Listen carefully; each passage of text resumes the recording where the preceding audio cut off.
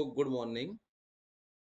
आज के इस वीडियो में हम जानेंगे कि किस प्रकार एक data frame list of list से बन सकता है।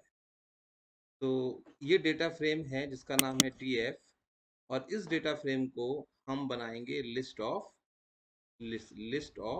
लिस्ट। मतलब एक लिस्ट है और उसके अंदर कई सारी लिस्ट हैं जिसकी हेल्प से हम एक डेटा फ्रेम क्रिएट करेंगे।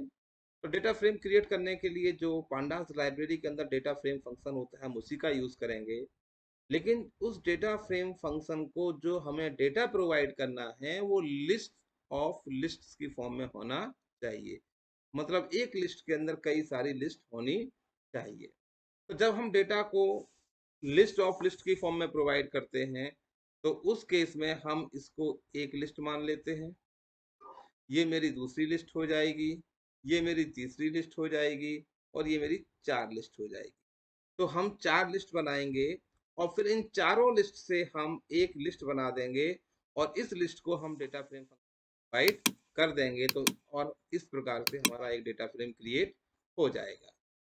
चलिए देखते हैं इसको कैसे करते हैं। ये देखिए, सबसे पहले हमने इंपोर्ट pandas एसपीडी किया है। उसके बाद जो मेरी पहली लिस्ट थी, पहला लिस्ट देखिए यहाँ पे क्या है, मेरा पहला रिकॉर्ड है अमित 20 50 20। इसको मैं एक लिस्ट बना दूंगा।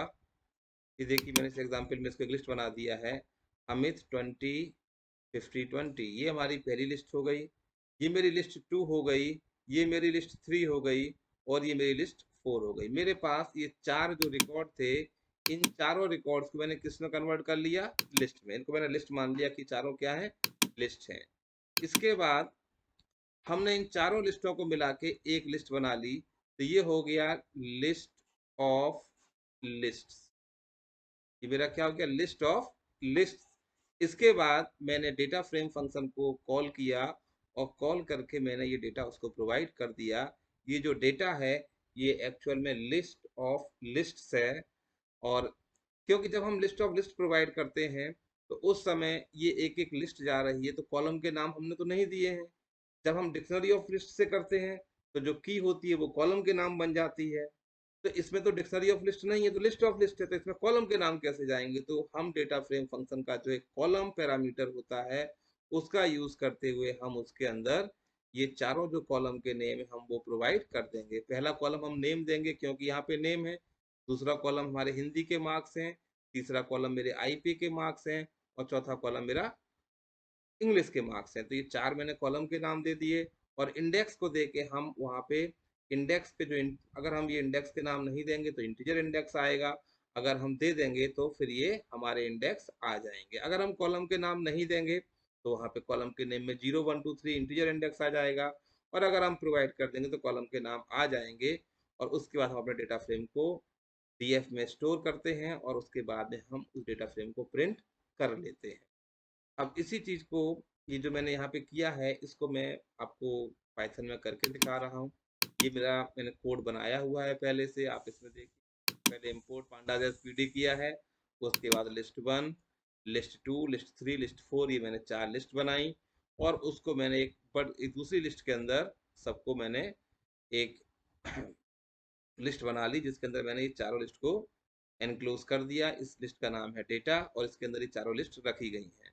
अब उसका मैंने डेटा फ्रेम फंक्शन को कॉल किया। ये पांडास लाइब्रेरी के अंदर होता है। डेटा फ्रेम फंक्शन को कॉल करने के बाद में यहाँ पे मैं ये डेटा प्रोवाइड कर दूंगा, यहाँ पे इंडेक्स प्रोवाइड कर दूंगा और यहाँ पे मैं कॉलम्स के नेम प्रोवाइड कर दूंगा। तो कॉलम्स के नेम भी एक लिस्ट की फॉर्म में देंगे और इंडेक्स भी हमारा लिस्ट की फॉर्म में होना चाहिए।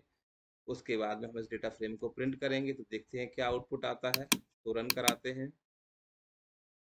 तो देखिए, जो हमको डेटा फ्रेम जैसा हमारा रिक्वायर्ड डेटा फ्रेम था वो डेटा फ्रेम हमको मिल चुका है। अगर हम इसमें कॉलम के नाम यहाँ पे नहीं देते और इस कोड को हम रन कराते तब भी ये कोड हमारा रन हो जाता और हमें आउटपुट कुछ डिफरेंट मिलता।